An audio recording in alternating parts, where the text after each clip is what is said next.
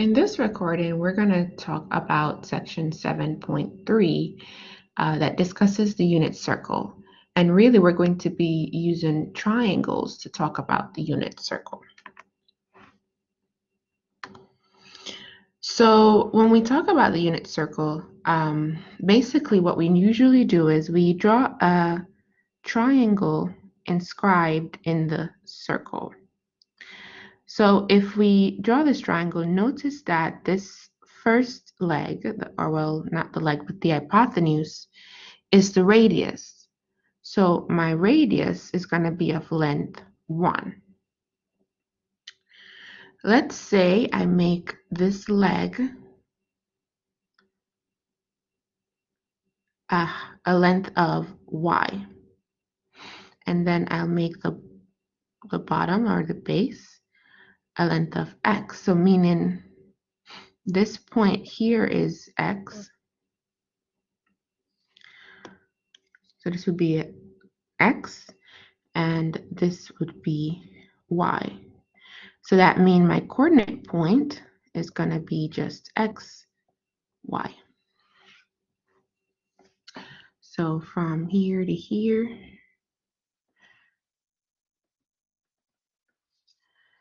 is a length of y. And from here to here is a length of y. Now,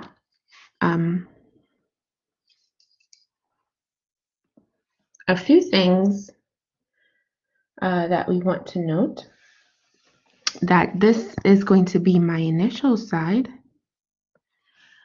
right? So this side is my initial side, and here is your terminal side.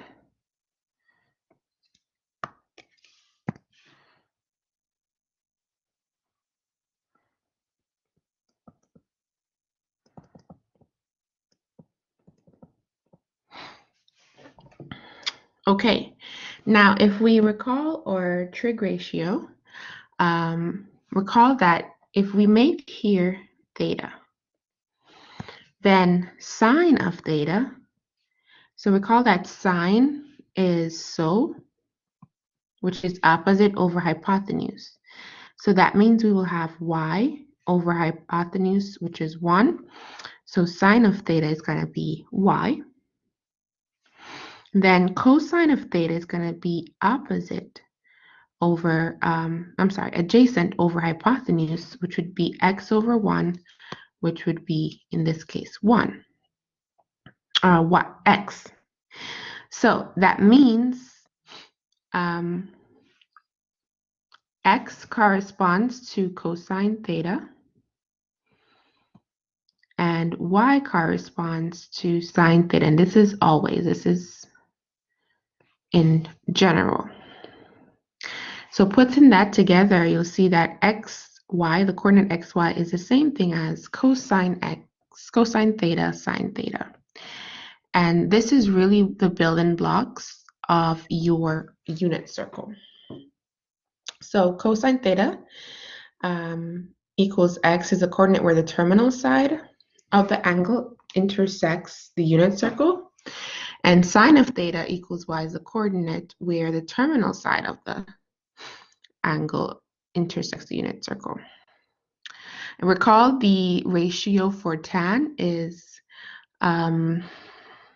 opposite over adjacent, which is y over x, but in this case we know that y is sine theta over cosine theta.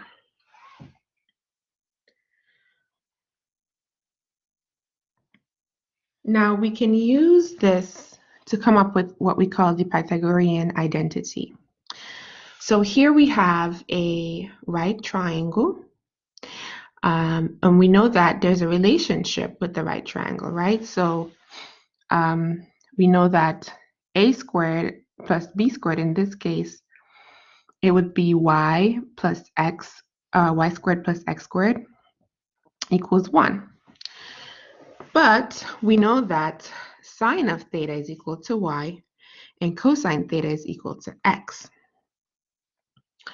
So instead of writing x squared plus y squared equals 1, well, we can write cosine squared. Theta or t is the same thing, plus sine squared t is equal to 1. So we can also have the name of the angle may vary.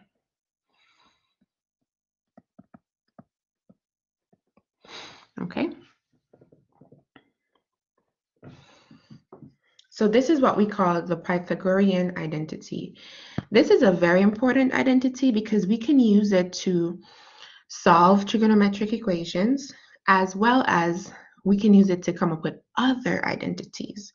So once you know this identity, you can use it and apply it to other identities. Now let's look at a quick example. So here we have that sine of t is equal to 3/7, and t is in the second quadrant. We want to find cosine of t. So if we were to kind of quickly draw the unit circle, so the second quadrant is going to be here somewhere. And so sine corresponds to our y value, cosine corresponds to our x.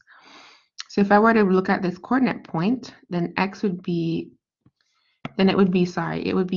x and 3/7. But if we translate that, x would be my distance. Let me draw this properly. If I were to draw my triangle,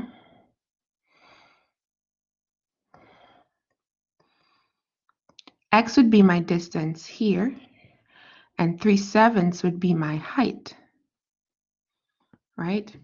And if it's a unit circle, then my radius is going to be 1.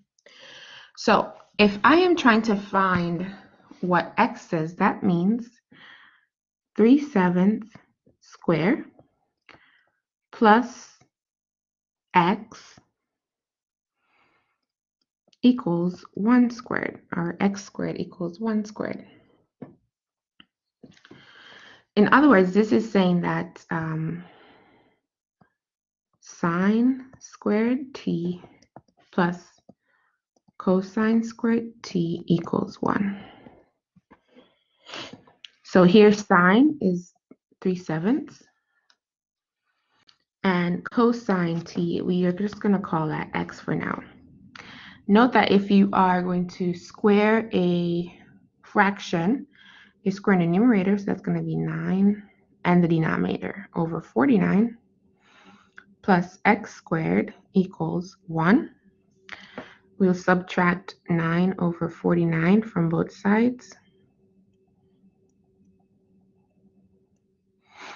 So this becomes x squared equals 40 over 49.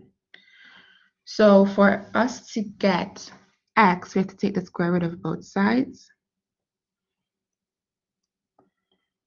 And we know that this is going to be plus or minus. You can do the square root of 40 over the square root of 49. We can break down the square root of 40. We know that 4 times 10 gives us 40. And we know that 4, so it's really the square root of 4 times 10. We know that 4 has a perfect square, so we can pull out the square root of 4, which is 2. So this would be 2 root 10. So then this would be plus or minus 2 root 10 divided by 7.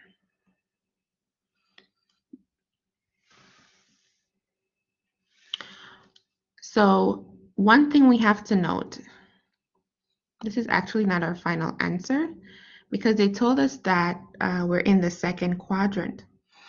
So if we're in the second quadrant, we have to think about, well, we have two possibilities, plus or minus 2 root 10 divided by 7. So we have to think, okay, I'm looking for x, and if I'm in the second quadrant, x is going to be what, negative or positive? Well, if I'm in the second quadrant, x is going to be negative. So that means x equals negative 2 root 10 divided by 7.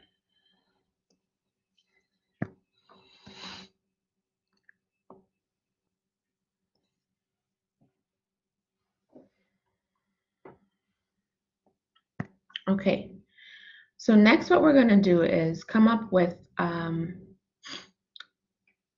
the values of sine and cosine for special angles. So I don't know if you guys recall when we had this nice circle and we had like quite a bit of angles on there where we had to find where we found the radians, or well, the picture had the radians. So in this instance, for those, we're going to try to derive the sine and the cosine for each of those angles. So first, let's say I draw a 90-degree angle, not a 90, but a 30-degree angle in standard position. And I'm going to do the same thing I've been doing, where I will drop down my height here, and the 90 degree is going to be here. So we know that my hypotenuse is still going to be 1 because it's still coming from the center. So notice that this is a 30, 60, 90-degree angle, right? Because if the inside angle is 30, then we know that the two angles must measure 90.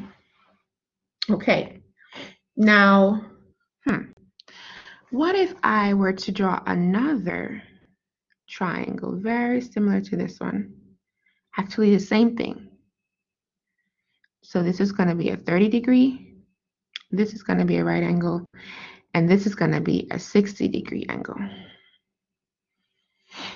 Okay, of course, this is still going to be 1. Now, I want you guys to observe. Let me try to draw this straight. And I failed.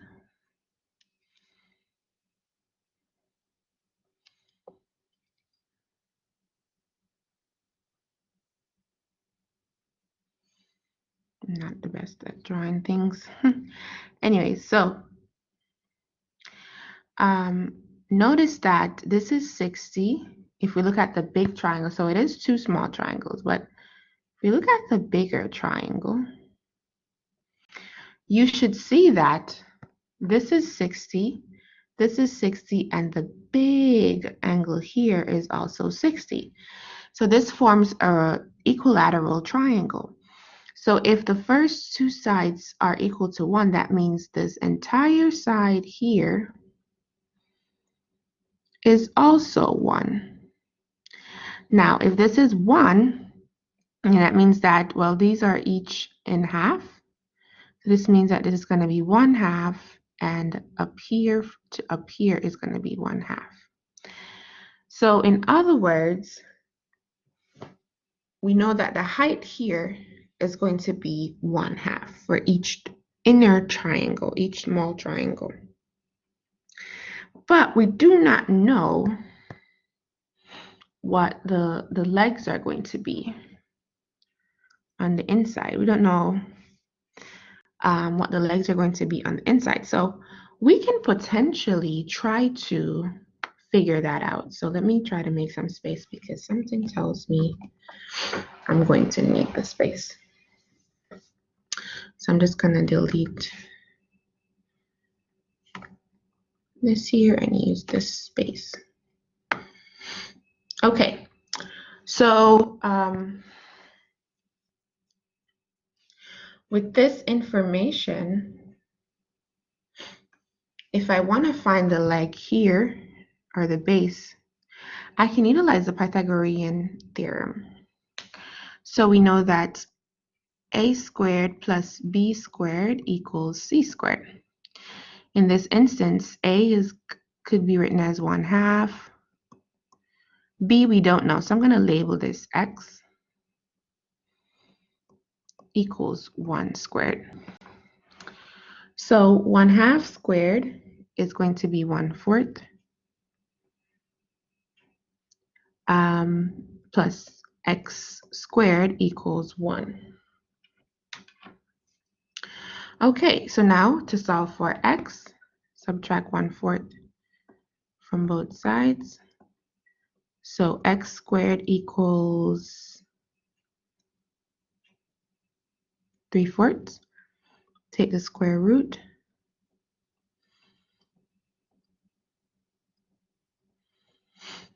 Okay. All right, so then that means x equals plus or minus square root of 3/2. But if we're in the first quadrant, that means x is the square root of 3/2.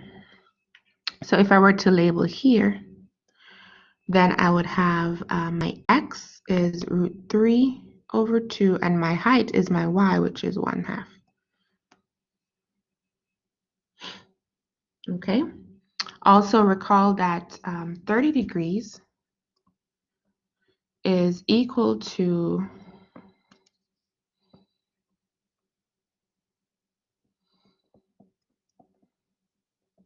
I don't know if you guys remember yet, but it's going to be pi over 6.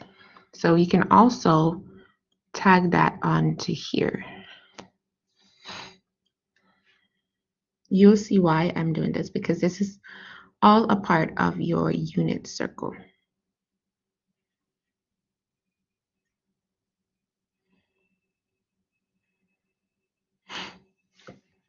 Okay, so that's the first one. Now, if we look at this triangle, and let's say we flip it upside down. Well, not really upside down, but let's say we flip it. So here's the triangle. Let's say I draw the same triangle, but instead I'll do the 60 degrees here, and then my 30 degree is going to be here. So that means the length of my sides are going to differ in the sense where it's really being swapped. So the longer side is where my x was, which was root 3/2, and the shorter side is going to be 1/2. So for my 60 degree angle, this would be 1/2 root 3/2. Remember, this was root 3/2, 1/2, and my radian was pi over 6. And then my radian here should be pi over 3. So you can always do 60 divided by, well, times pi over 180 will be pi over 3. So this is the second angle that is quite important to trig.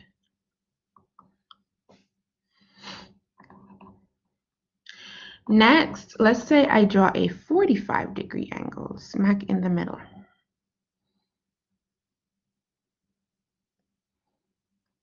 Okay, so this would be 45. This would be 45. So that means that, well, my radius is still 1. But if it's a 45 degree angle, that means that it's isosceles and that these two sides are the same. So I can label these as A and A.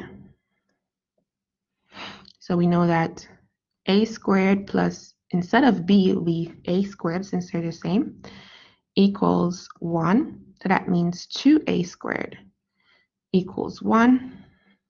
I can divide both sides by 2. So that means A squared equals 1/2. If I take the square root of both sides, then that means A equals plus or minus the square root of 1/2. But we can write this as the square root of 1 over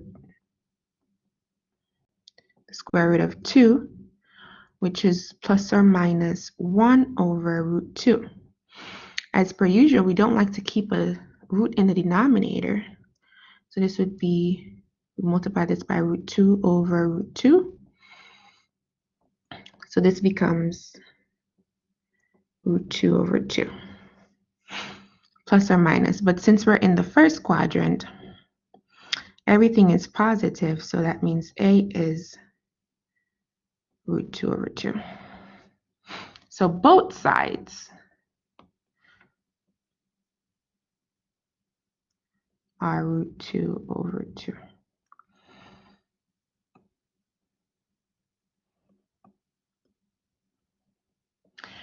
So what we want to also note, that, so since both sides are root 2 over 2, we can also think about the radian here. And the radian for 45 degrees is pi over 4.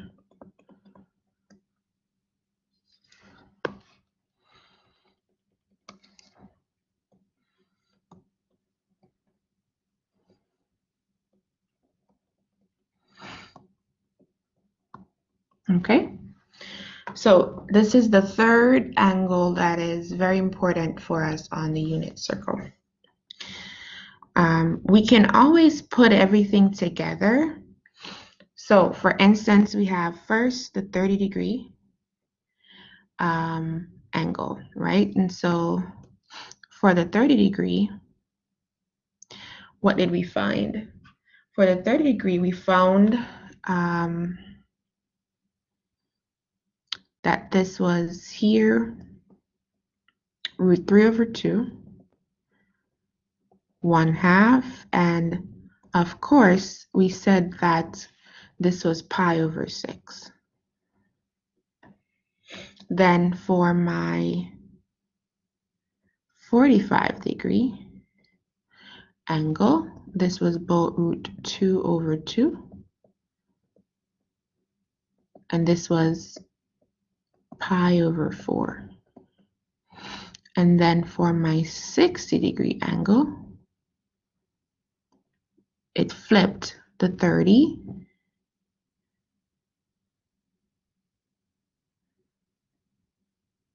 So this was going to be 1/2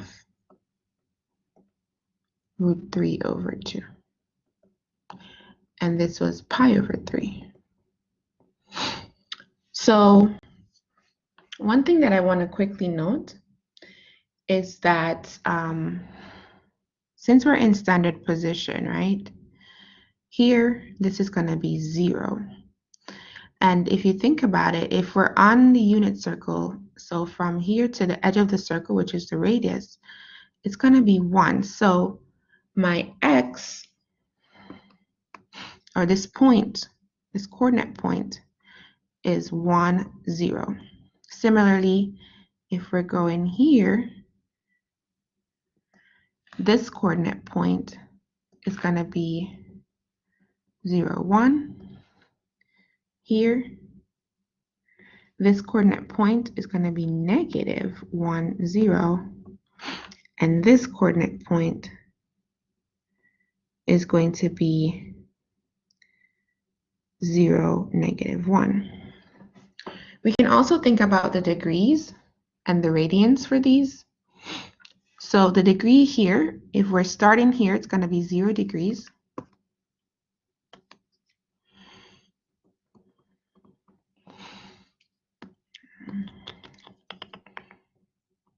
Okay. This is going to be 0 degrees. And 0 degrees is usually just no radians. So you don't have any radians for 0 degrees. But up here, you can see that this is a 90-degree angle. So this is 90, which is equal to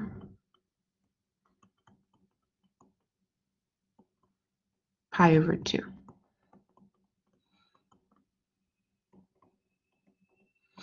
Okay. Here, this is a 180-degree angle.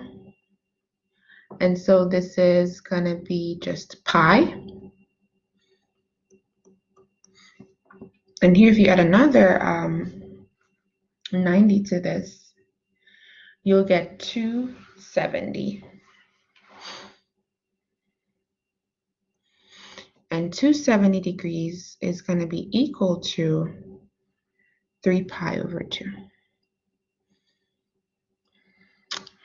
Now, basically, the unit circle mirrors all of these three angles.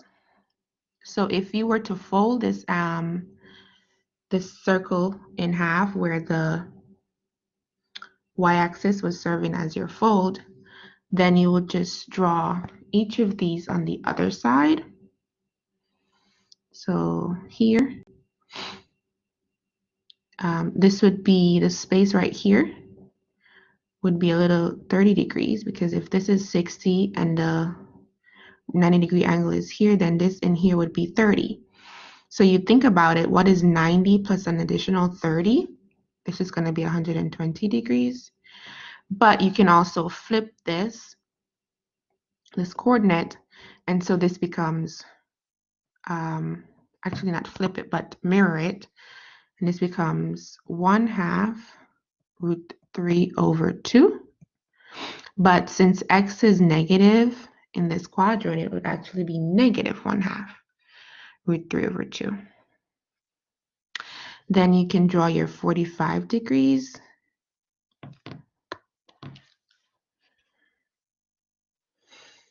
If I draw a 45 degree here, so if this whole thing is 45, then 90 plus 45 would be 135. So this would be 135 degrees.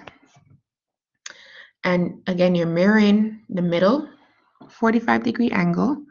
So this is going to be root 2 over 2, root 2 over 2. But my x is going to be negative. Okay, and you can also plug in your radian as well. I forgot to do the radian here for 120, which is going to be 2 pi over 3 radians.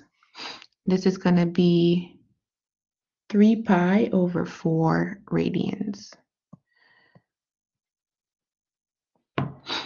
And then the last one would be my 60-degree mirror.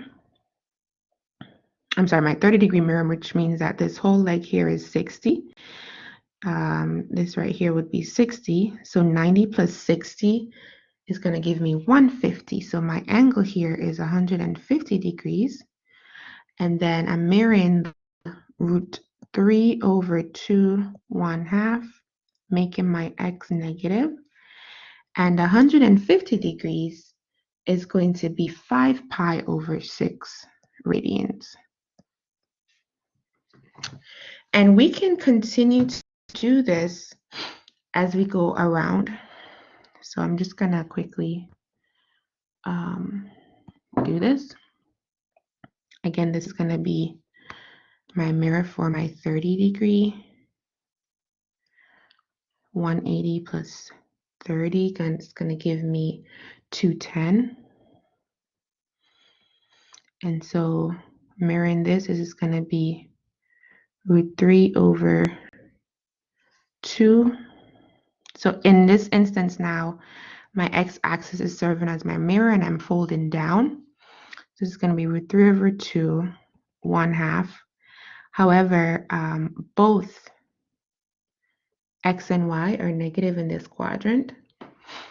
And my radian is going to be 7 pi over 6. Then in the middle here, 180 plus 45 is going to give me 225. And this is going to be root 2 over 2, root 2 over 2. But both of them are negative. And then the radians for 225 is going to be 5 pi over 4. And then the last one here, I'm adding 60 to 180, that's going to give me 240. My flip is going to be from this 120, which is going to be 1/2 root 3 over 2, both of them being negative. And my radian is going to be 4 pi over 3.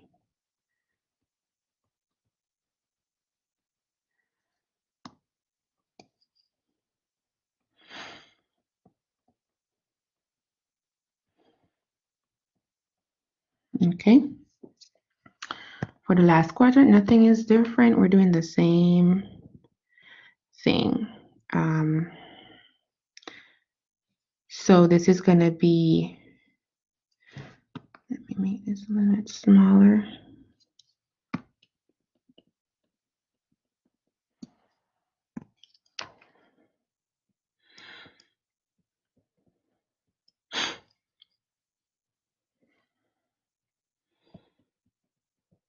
Okay.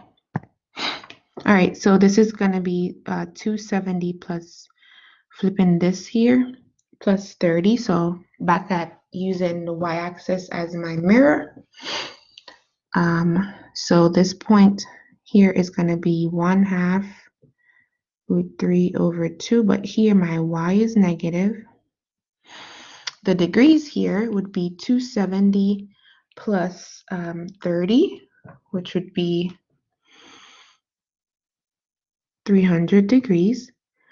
And that's going to be equivalent to 5 pi over 3 radians. Then I have my 45-degree in the middle. And so this is going to correspond to root 2 over 2, with my y being negative. 270 plus 45 is going to give me 315, which is going to be equal to 7 pi over 4 radians. And then the last value is going to be root 3 over 2, 1/2, negative here. My degree here, let's see, 270 plus 60, it's going to give me 330. My radian is going to be 11 pi over 6.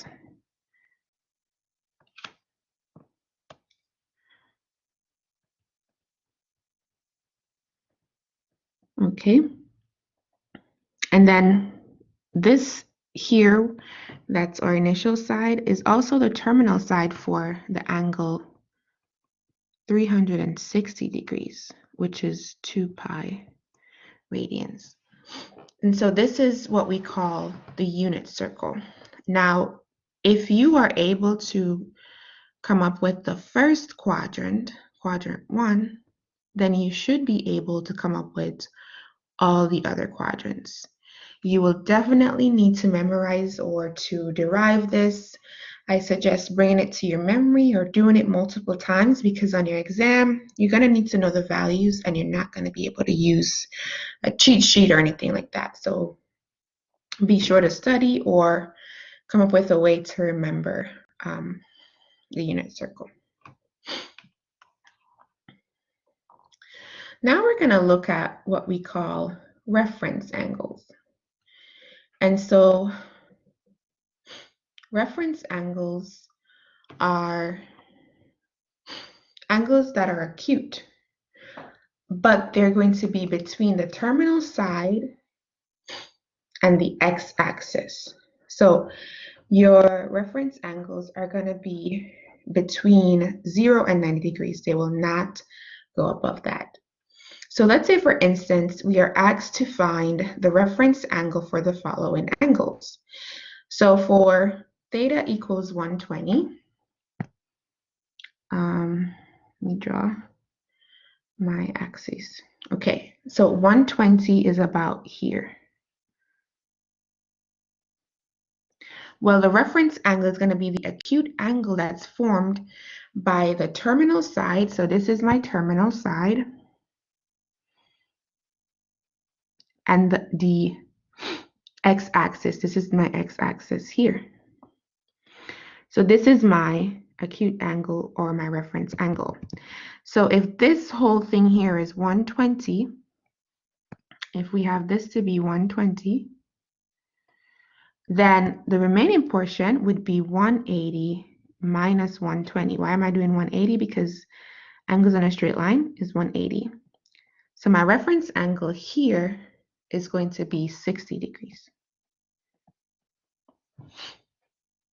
Similarly, if I were to try to figure out what is my reference angle for theta equals 210. So 210 is going to be down here somewhere.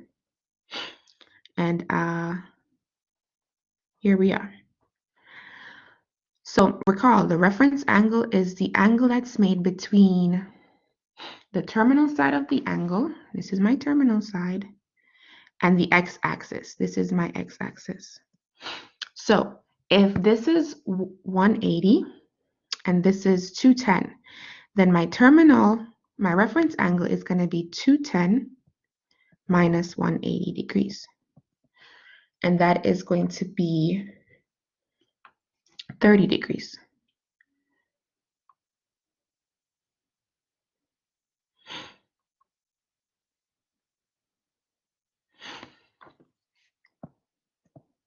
So this little piece here is 30 degrees. And so that's how you would go about finding your reference angle. Now there's a quick note. If your angle is in quadrant 1, then your reference angle, since you're already between 0 and 90 degrees, your reference angle is going to be what it is. Okay? Whatever it is, it's going to be the reference angle because theta is already between an acute angle between 0 and 90 degrees. If you are in quadrant 2, then your reference angle is going to be, so this is your quadrant 2. So then your reference angle is going to be 180 minus whatever theta is. So because the reference angle is going to be between your acute, it's going to be your acute angle between the terminal side of your angle and the x-axis. So then it's going to be 180 degrees minus whatever theta is in the second quadrant. If we're in the third quadrant, then your reference angle is going to be whatever theta is minus 180, right? So recall we had, I think, 210 or something like that for the last example. So here is my theta, right? So theta minus 180, this is 180, my straight line, is going to give me my reference angle. And lastly, if we're in the fourth quadrant, then that means my reference angle is going to be 360 degrees.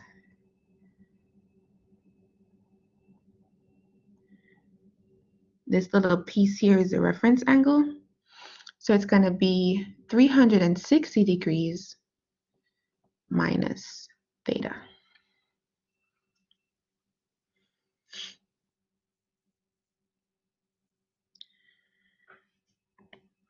Okay, so let's look at a quick example. So if we are talking about 225 degrees, and we are trying to find the reference angle for that, well, first we have to decide, well, where is 225 degrees? Well, we know that 225 is going to be somewhere in the third quadrant.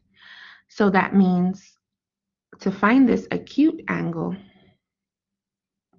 here, I need to subtract 180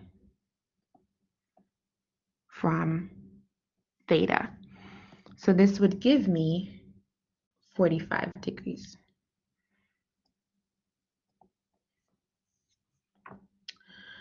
Similarly, here we have 315. That's going to be in my third quadrant. And so if I want to find this acute angle, this is going to be 360 degrees minus 315. And that would give me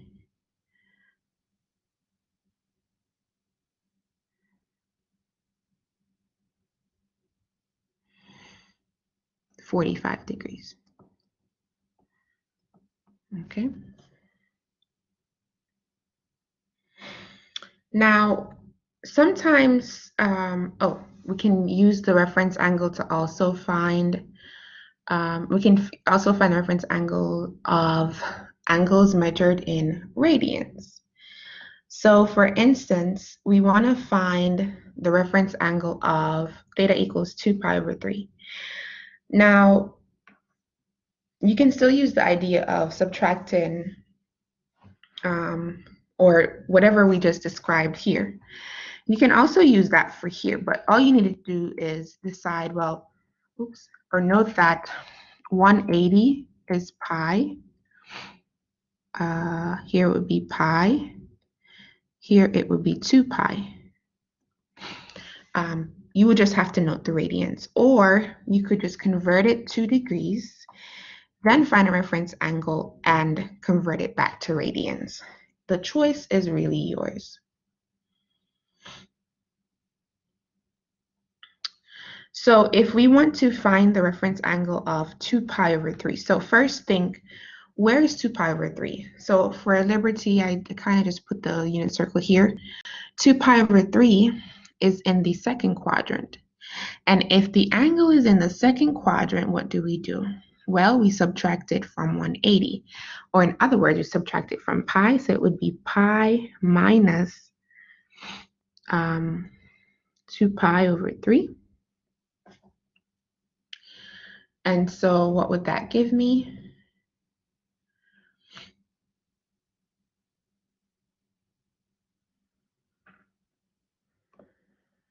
So this would be 3 pi over 3, which would be minus 2 pi over 3. That would just be pi over 3. Right? Because if it's in the second quadrant, it would be 180 minus the angle, and 180 is pi radians. But like I said, you could have converted this to degrees. So 2 pi over 3, we would multiply by 180 over pi. So then you would see that this is 120. Now, you would say, oh, subtract 120 from 180, that would be 60, and then bring it back to radians. But it helps if you already know the unit circle. So that is why it's important, because if you already know the unit circle, you'll know that, oh, this is 2 pi over 3. I need to subtract it from pi and keep it moving. So looking at B, we have 5 pi over 4. Where is 5 pi over 4? Oh, it's here. Since it's in the third quadrant, what do? Well, I will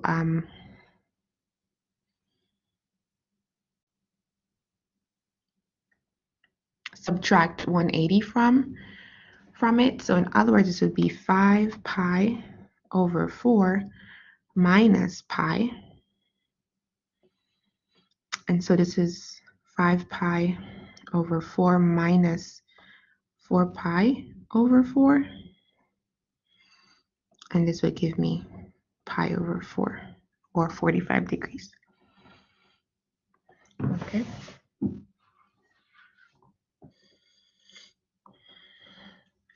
Now, we may use the reference angles to find the exact value of different functions. So this is optional. Rarely do we use it. You don't really have to, because sometimes you can just find what is cosine of 150 degrees. But let's see how we use the reference angle to do that. Okay, so if we look at the triangle,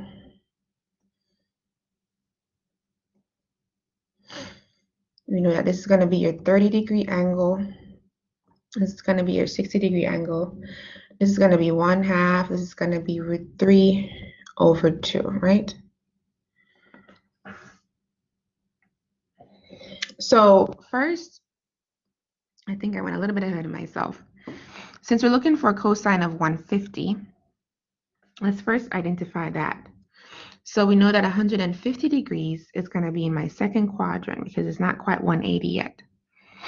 So if I want to find my reference angle, then I'll do 180 minus 150, which is going to be 30 degrees. Now, looking at my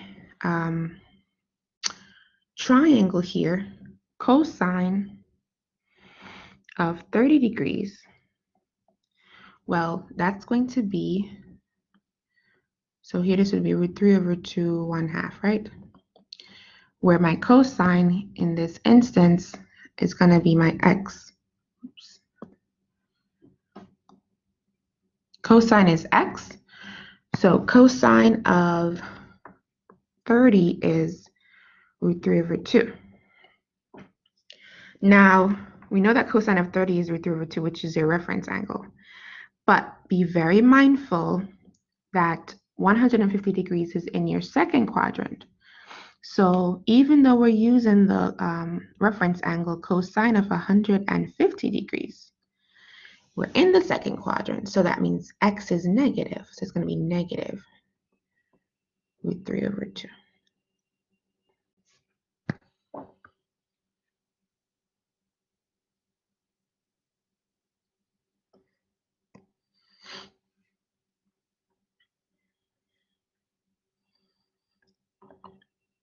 What about if we wanted to find the reference angle of sine of 150? Very similar. We already know that the reference angle is 30. Sine of 30 degrees. Well, we just looked at this and we saw that sine of 30 degrees is going to be 1/2. And in the second quadrant, sine is going to be positive. So sine of 150 is also 1/2.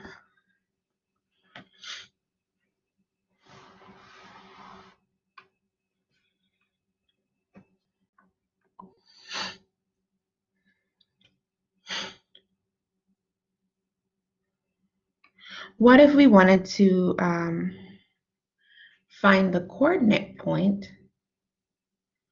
of the point on the circle at the angle 7π/6? So if you think about it, or the coordinates, right? So when we say coordinates, the √3/2 1/2 or the √2/2 √2/2, those are the coordinates that we're referring to. So if you think about it, 7π/6. So we might not know this off the top of our head. So we can look at it and try to figure out what quadrant is 7π/6 in. So I cancel here. This is going to be 30. So this is going to give me 210 degrees. So this means I'm going to be in what? The third quadrant, right? So if I'm in the third quadrant,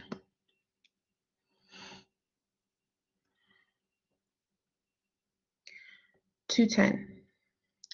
If I'm in the third quadrant, then to find my reference angle, what do? I subtract 180 from 210.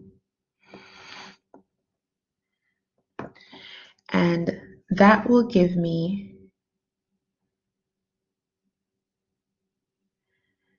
30 degrees. But know that this is π/6, right? So hopefully by now, we know that the coordinate for pi over 6 is root 3 over 2, 1/2. But this is for pi over 6. We are in the third quadrant, so that means everything is negative in the third quadrant. So my coordinates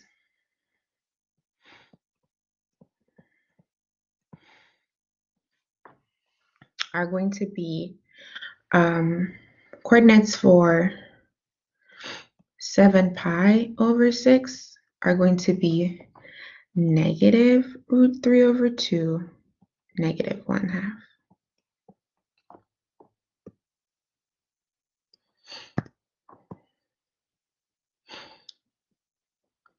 So the reference angle helps us if we can't remember the entire unit circle. All right, so we'll stop here for today. Be sure to look out for your homework and complete your homework assignment on time. Have a great rest of your day, guys.